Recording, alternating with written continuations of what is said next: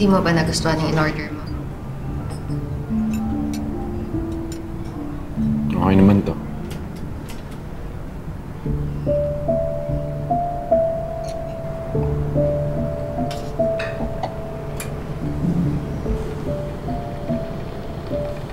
Basta ka na, Len.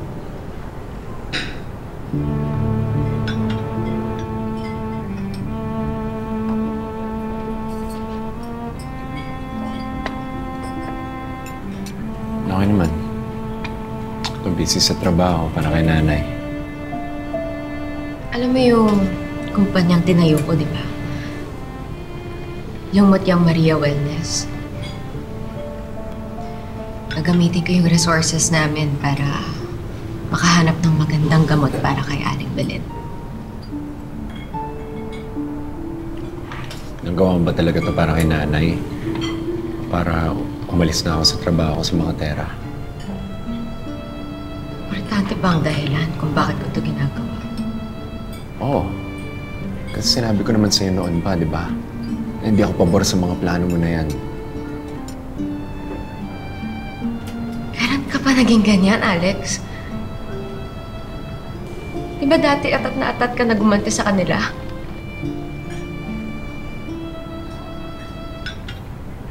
Amira, matagal na panahon ng 6 na taon. Marami nang nagbago.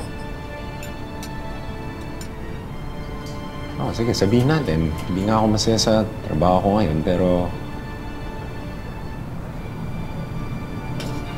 masaya na ako sa buhay ko ngayon.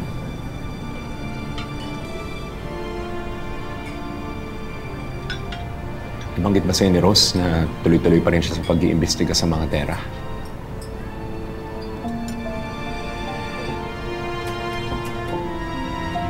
Alex, alam ko nahihirapan ka. Ako naman din eh. Parehas lang tayo ng gusto. Yung tahimik na buhay. Pero paano natin makukuha yun kung hindi natin nabibigyan ng hustisya yung mga mahal natin sa buhay? Pag nakuha natin yun, malay mo, balang araw, bumalik ang lahat sa dati.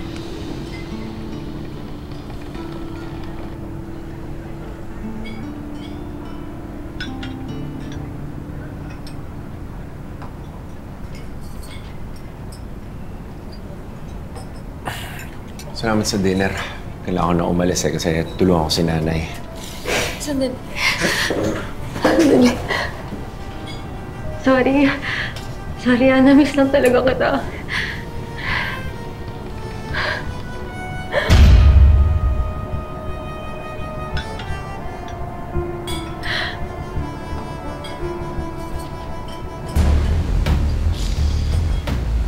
Sige na.